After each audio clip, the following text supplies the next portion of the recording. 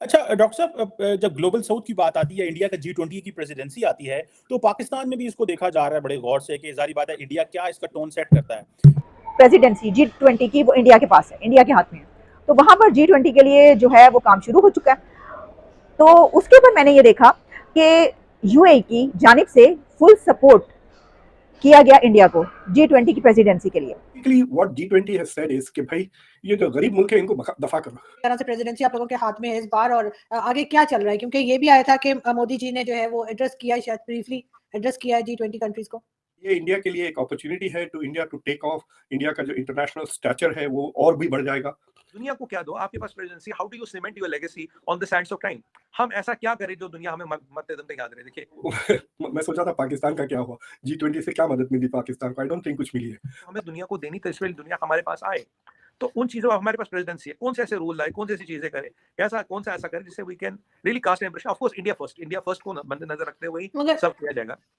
G20 की presidency को India इस्तेमाल करके ग्लोबल साउथ का जो है वो एजेंडा आप समझ रहे हैं सेट करना चाह रहे हैं।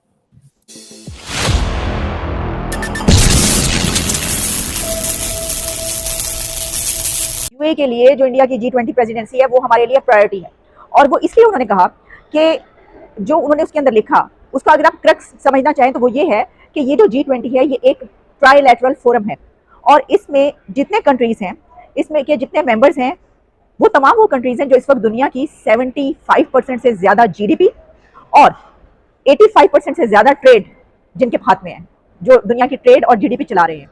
तो ऑब्वियसली ऐसे कंट्रीज जो हैं, जब इतना ताकतवर एक फोरम होगा तो उसके रिजल्ट के तौर पर उनका कहना था कि ये एक प्रॉस्पेरिटी का सिंबल है।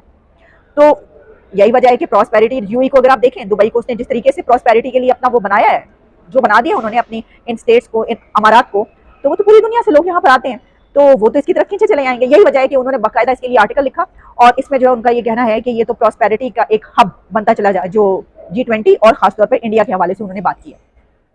तो एक तरफ तो ये खबर मुझे यूएई के हवाले से मिली। अच्छा, इसी से आप कह सकते हैं मिलती जुलती एक और खबर मुझे मिली जो मैंने इस खबर से पहले पढ़ी, वो भी यूएई का इंडिया के हवाले से एक खबर है, और वो ये है कि यूएई अब दुनिया का सबसे बड़ा टी इंपोर्टर फ्रॉम इंडिया बनता चला जा रहा है।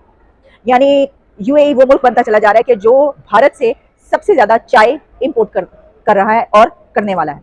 इसकी वजह यह है कि इससे पहले अभी तक अगर आप देखें कि वो कौन से कंट्रीज थे जो कि छाए हुए थे और इंडिया से चाय इंपोर्ट करते थे, इंडिया जिनको चाय एक्सपोर्ट करता था, वो थे CIS, यानी कि वो independent Commonwealth states, independent Commonwealth countries के जो इंडिया से चाय इंपोर्ट करते थे, और वो करते थे, आप समझ लीजिए, कहा जाता है कि कुछ 38 मिलियन किलोग्राम अगर आप कह लें इसको, और जो यूएई है वो 28 मिलियन किलोग्राम के करीब जो है चाय अब लेकर जा रहा है भारत से। तो आप देख लें ना, इतने कंट्रीज अगर मिलकर इतनी कर रहे हैं, और एक कंट्री, एक अलग मुल्क यूएई जो है वो अगर उनके तकरीबन बराबर आ चुका है, तो इसका मतलब है कि यूएई सबसे बड़ा ऐसा मुल्क बनता चला जा रहा है। तो इसमें भी क्या नजर आ रहा है, इसमें भी नजर ही आ रहा है कि इंडिया विन विन सिचुएशन में और पोजीशन में है।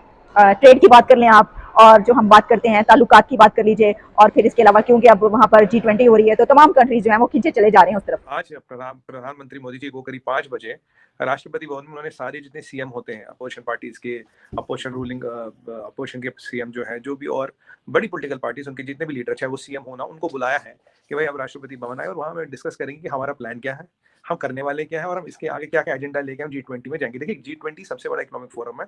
अभी सच्चाई तो ये आज जी G20 की अगर आप औकात देखें तो G7 से भी बढ़ के है, क्योंकि they control 85% of world total GDP. मतलब उससे अंदाजा होता है, कहने को तो 20 कंट्री से यूरोपियन यूनियन को कंट्री मान ले तो उसमें 20-30 और जुड़ जाती है, तो G50 है टेक्निकली है, बट ठीक है, मतलब ऐसा माना गया। जो अभी Sherpa is the person who kind of coordinates, Amitabh Kant साहब है, and he is a very known diplomat और काफी अच्छी पर्सनैलिटी वाले व्यक्ति और काफी जुझारू किस्म के इंसान है। He is the Sherpa is the person who runs all the coordination, coordinates all the G20 countries. तो ये सब बातें हो रही है अभी इसमें। जैसे 2-3 चीजें हैं जिस पे बात होगी, वुमेन एम्पावरमेंट पे होगी, सस्टेनेबल एनर्जी पे होगी, फूड सिक्योरिटी पे होगी, टेररिज्म पे होगी, कई सारी चीजें होती है। मैं आपको बताऊं G20 के अंदर करीब करीब 200 ग्रुप्स बनेंगे, सब ग्रुप्स। ये 200 सब ग्रुप्स की मीटिंग हर जगह होगी, इंक्लूडिंग कश्मीर में भी होगी। कश्मीर में शंकराचार्य मंदिर है, मंदिर का है श्रीनगर में, तो उसके ऊपर तो बोर्ड भी लग गया G20 का, उसके जो सीढ़ी छोटी सी चढ़ती तो वो साइड बोर्ड लग गया, तो वहाँ मंदिर में भी हर जगह, कश्मीर में, आंध्रा में, केरला में, हर जगह होंगी। तो 200 वर्किंग ग्रुप्स आते रहेंगे। जैसे G20 फॉर बैंकिंग, तो उस पर एक वर्किंग ग्रुप बनता है, उसमें बैंकिंग के लोग, डिप्लोमेट, सिविल से लोग, इंडस्ट्री एक्सपर्ट्स, एक ऐसा ग्रुप बनता है, उसमें डिस्कशन होता है बैंकिंग को इम्प्रूव कैसे करना है। वैसे मान लीजिए क्लाइमेट उस पर बनेगा, वैसे मान लीजिए कुछ और चीज़ उस पर बनेगा। हमारे यहाँ जो वुमेन एम्पावरमेंट का है, फूड सिक्योरिटी, और एक है हमारे डिजिटल पेमेंट्स, ये काफ़ी चीज़ें रहेंगी जो हमारे अभी रहेंगी इंपॉर्टेंट, क्योंकि अभी एजेंडा फर्म नहीं हुआ, ये अभी बन रहा है। और इसमें जो होगा, हम how can India play important role in the world stage, मतलब लॉजिक वही आजू जी जो मैंने आपको पहले बताया था, why does world need India, इस चीज को तय किया जाएगा किस किस चीजों में बताना है। आप फार्मेसी ऑफ द वर्ल्ड, इसमें आप होगे क्या कर सकते हो, आप सबको सोलर एनर्जी या विंड एनर्जी में टेक्नोलॉजी ट्रांसफर कर रहे हो, टेक्नोलॉजी दे सकते हो, इसमें क्या कर रहे हो। आपने जो सोलर सेल है उसकी कॉस्ट डॉलरों से सेंटों में ला दी, इसमें क्या कर सकते हो। जब हमारे एलईडी लगनी शुरू हो गई तो एक एलईडी जो 1000 रुपए की आती थी, 500 रुपए की आती थी, फिर 40 रुपए में आ गई। तो ऐसी चीजें जो आपने रेवोल्यूशनाइज की है, जैसे एनर्जी बचा, ग्रीन हाउस गैसेस कम हुए। एक टाइम ऐसा था हम पावर डेफिशिएंट थे, पाकिस्तान से पावर आता था, मतलब खरीदते थे। आज ये है कि मोदी जी के आने के बाद हम पावर सरप्लस हो गए, तो अब पावर के प्राइसेस यहाँ स्टेबल है, लाइट कट्स बहुत कम है, लगभग ना के बराबर है। कहते हैं हजारों साल पहले एक ऐसा फ्लड आया जिसने सबको बर्बाद कर दिया, और छोटे छोटे, ये कुछ इंडोनेशिया बच गया, कुछ जावा कट गया, सुमात्रा कट गया, कुछ सिंगापुर कट गया, कोई छोटा सा मलेशिया कट गया, तो छोटे छोटे आइलैंड बच गए। पहले it was a great continent. और अगर तुम आप इंडोनेशिया में देखो, गोदम पनांग है, इट्स अ माउंटेन जहाँ इसकी एक्सकवेशंस हुई थी, और हजारों साल पुरानी स्ट्रक्चर है। तो मतलब कहने का बात यह है कि अगर हम अपने साउथ एशिया की भी बात करें, if you are not value with mother nature, तो अगर आप मिट्टी की कीमत नहीं करते तो मिट्टी आपको खत्म कर देती है। यही mother nature can destroy you. अभी ये चीज दुनिया को समझाना जरूरी है। दुनिया ने मदर नेचर को, प्रकृति और पृथ्वी को फॉर ग्रांटेड लिया है कि भाई हमें तो हमारा जमीन है, जो मर्जी करें। आज जी अपने आसपास नजर घुमाए आप, जो हमें चीज मिली है, जो हम चीज यूज करें, कपड़ा हुआ, ये लकड़ी हो गई, ये मेटल हो गया, ये अंगूठी हो गई, ये घड़ी हो गई, ये फैन हो गया, ये एसी हो गया, ये सारी चीजें कहीं ना कहीं, हमारा खाना, हमारी दवाइयाँ, ये कहीं ना कहीं तो हमें धरती से मिल रही है ना, we are taking from mother earth. What are we doing to replenish the earth? हम अर्थ को रिप्लेनिश करने के लिए क्या कर, कुछ भी नहीं कर रहे। और देखिए दुनिया में सबसे अमीर मिनरल्स में अफ्रीका, और दुनिया में सबसे गरीब कंट्री हुई है। तो ये भी तो विडंबना है ना, हम 2 लाख किलो सोना तो खरीद रहे हैं इससे, यूएई से, पर यूएई में सोना तो आता नहीं। सोना कहाँ से आता है? अफ्रीका से। अब अफ्रीका से सस्ता सोना यूएई बेच रहा है। कहीं ना कहीं दुनिया में बहुत सारी ऐसी चीजें हैं कि जिसे हमें समझना पड़ेगा। अभी क्लाइमेट चैलेंजेस है, डिजीज के चैलेंजेस है, रिसेशन है, इन सब चीजों को होते हुए भारत अपने इंटरेस्ट को देखते हुए, how can we make a impression on the sand of time, कि how can we make impression. हमने, भारत के लोगों ने, हमने ऐसा दुनिया को क्या दिया। अभी ये नहीं है कि पैसा कहाँ से कमाना है, अभी ये नहीं कि किसका शोषण करना, किसका प्रताड़न करना है। Basically, what G20 has said is कि भाई ये जो गरीब मुल्क है इनको दफा करो। यूएन में आते हैं, ये गड़बड़ करते हैं। अमेरिका के लिए भी जनरल असेंबली में एक वोट है, और श्रीलंका के लिए भी एक वोट है, मालदीव्स के लिए एक वोट है। हमारे पास यहाँ इंडिविजुअल्स है जो मालदीव्स से ज्यादा अमीर है। ये क्या क्या बात हुई, राइट? कि इक्वल स्टेटस। तो G20 is a very small club which controls a lot of global finance, और उसका क्रिएशन जो 2007 और 8 की रिसेशन के बाद, but he's saying I want to take G20 further। तो वो G20 को एक पॉलिसी ग्रुप बनाना चाह रहे हैं जहां पर इंटरनेशनल पॉलिसी बने, और उनके जो टॉप 3 प्रायोरिटीज जो मोदी ने आइडेंटिफाई किए हैं वो है क्लाइमेट, नंबर 1, नंबर 2 टेररिज्म, और नंबर 3 जो है सो वो पैंडेमिक्स की बात कर रहे हैं। तो terrorism was never an agenda of G20 से पहले। सिर्फ the financial side of terrorism comes under G20 का एजेंडा। तो अब मुझे लगता है कि क्या इंडिया की लीडरशिप के under G20 will also start looking at security issues, क्योंकि जब ये स्केड्यूल करेंगे कॉन्फ्रेंस और समिट्स, मैंने आपको पहले ही बताया था कि 400-500 कॉन्फ्रेंसेस होने वाले हैं एक साल के अंदर ऑन डिफरेंट इश्यूज, छोटे से लेके बड़े तक। फिर वो समिट होगा जाके नवंबर दिसंबर के करीब, at the end of the year. तो ये जो कॉन्फ्रेंसेस हो गए, अगर इंडिया 10-15 कॉन्फ्रेंसेस स्केड्यूल कर देता है ऑन टेररिज्म फॉर एग्जांपल, तो G20 की focus will also move towards that. और इंडिया के लिए ये बहुत ही यूं कहिए कि the chips have fallen in a very lucky way India के लिए। देखिए ये कोई G20 की presidency is not an achievement, ये रोटेशन से आती है, यानी सबको मिलेगी। जैसे आपने ब्राजील को जा रही है, उसके बाद साउथ अफ्रीका को जा रही है, ये नहीं कि साउथ अफ्रीका ने कुछ अचीव किया है, इट इज देयर टर्न। लेकिन इंडिया के साथ ये हुआ है कि इंडिया का turn came at the same time that India is going to be the president of the UN Security Council, and India is going to also be the head of Shanghai Cooperation Organization। तो उससे क्या हो गया है, India has got, मतलब ये बहुत ही यूनिक अपॉर्चुनिटी है इंडिया को to set the global agenda.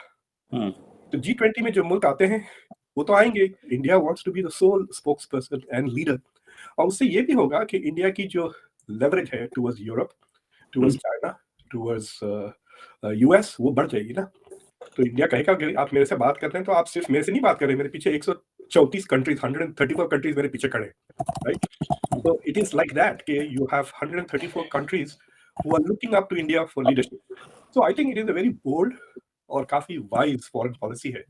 India की जरूरत है यूरोप को, इंडिया की जरूरत है अमेरिका को, और चाइना भी चाहता है कि India does not lean too much towards the US, मतलब उसके खिलाफ अलाइन। तो मुझे लगता है कि आप आइंदा एक साल में देखेंगे खासतौर से थ्रू एससीओ कि China will try to improve its relations with India. बिल्कुल ठीक हो गया। Indian government is continuously successfully military is stopping terrorist activities जो पाकिस्तान से मुसलसिल आ रहे हैं और इंडिया उसको रोके जा रहा है, and that is the source of irritation. क्योंकि मतलब India is singularly focused on ये इंटरनेशनल टेररिज्म। सिवाय इंडिया के अब ज्यादा कोई बात नहीं कर रहा है। देखिए अब America is also not talking, Europe भी नहीं टॉक कर रहा है, G20 में बाली में टेररिज्म पे ज्यादा तवज्जो नहीं था। तो बट यहाँ पे it is the second most important thing after climate, और क्लाइमेट पे India is not really very ahead, India is the third biggest polluter in the world. तो मुझे लगता है कि या तो कुछ हो रहा है मुसलसिल बॉर्डर पे, या India has made terrorism A code word for Pakistan. में एक मुहावरा है कि खरबूजा छुरी पे गिरे या छुरी खरबूजे पे गिरे, कट्टा तो खरबूजा ही है, राइट? तो Pakistan is in that situation now with India कि वो इंडिया को अटैक करे या इंडिया उनको अटैक करे, नुकसान तो पाकिस्तान का ही होगा, इट विल गेट मार्जिनलाइज्ड। दूसरी चीज ये है कि India is for the first time in a position to give, समझ रहे हैं आप? तो अगर आप पाकिस्तान को देखें तो पाकिस्तान का हाथ ऐसा है, True. इंडिया का हाथ ऐसा है for a lot of the world. तो उससे जो बैलेंस ऑफ पावर दोनों मुल्कों के बीच में बहुत फंडामेंटली ट्रांसफॉर्म हो चुका है। एंड और आपने देखा होगा कि पाकिस्तान के जो फ्रेंड्स हैं मुस्लिम वर्ल्ड में, वो धीरे धीरे पाकिस्तान को अबैंडन कर रहे हैं। तो सऊदी अरेबिया एक बहुत अच्छा मिसाल है।